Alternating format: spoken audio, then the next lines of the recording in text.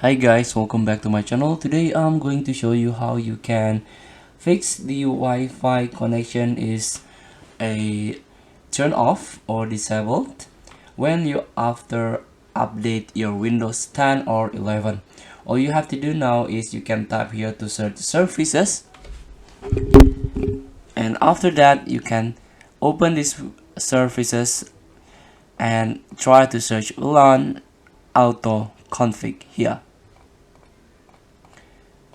So you can try to double click and start up type. You can change into automatic. You can apply and click OK. After that you can restart your laptop or PC.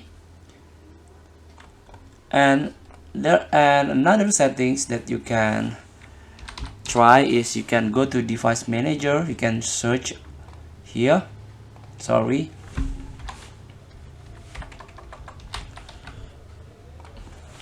and try to search the a Wi-Fi adapter or network adapter.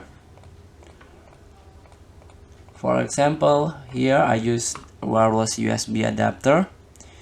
Try to update the driver, or you can click properties.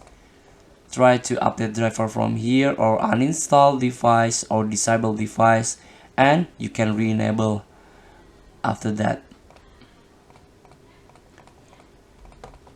So if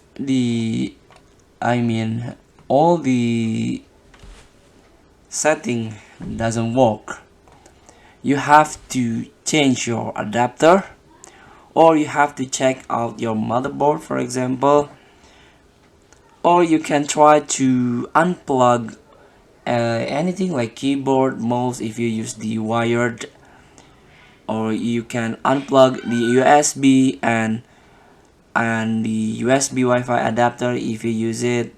You can unplug the speakers, and after that you can try to hold the power button 25 seconds, and after your PC or laptop turn off, you can reconnect the USB keyboard and other peripherals and try how it is works.